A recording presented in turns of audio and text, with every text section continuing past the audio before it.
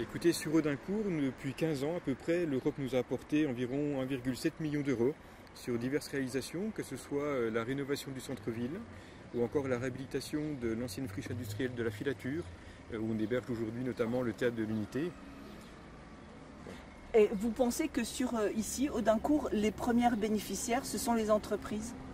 Alors sur Audincourt, mais sur le pays de Montbéliard en général, bien sûr, les industriels ont la chance de pouvoir bénéficier d'aide de l'Europe.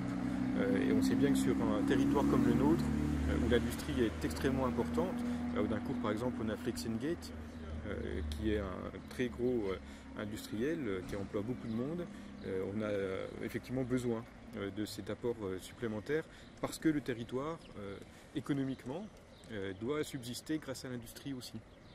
Est-ce que vous avez le sentiment que les citoyens sont conscients de ce que l'Europe leur apporte? Alors écoutez, ça par contre, c'est pas forcément simple de s'en rendre compte, hein, puisque oui. Il s'agit à la fois de projets réalisés localement, on parlait du centre-ville, on parlait de réhabilitation de bâtiments, d'espaces publics, mais c'est des subventions qui viennent compléter ces financements. Alors bien sûr, on met des petits drapeaux sur les panneaux pour préciser que l'Europe nous a aidés, mais finalement, les gens ne s'en aperçoivent pas directement. Alors ici, pour ce centre Peter Pan, quel a été l'apport de l'Europe? Alors sur le centre Peter Pan ici, nous sommes sur le quartier des Champs-Montants, sur un lieu qui est un lieu avec un projet pédagogique derrière, puisqu'il regroupe les associations en direction des enfants du quartier, les Francards Réussir Ensemble.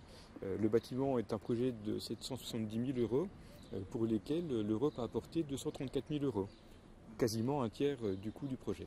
Alors quels ont été les critères qui ont été nécessaires pour convaincre l'Europe sur ce projet-là? Alors les critères de l'Europe évoluent, mais en ce moment en particulier, il est fait une grande attention sur des critères de localisation. On est dans un quartier en pleine rénovation urbaine. Ça fait 15 ans que le quartier des Champs-Montants évolue, se transforme. Il en avait besoin. Aujourd'hui, vous pouvez voir autour de vous que tout ça a bien évolué, bien changé. Il fait bon vivre dans ce quartier maintenant. Et puis parce qu'on est sur un projet pédagogique, et donc en pleine réalisation de la politique de la ville.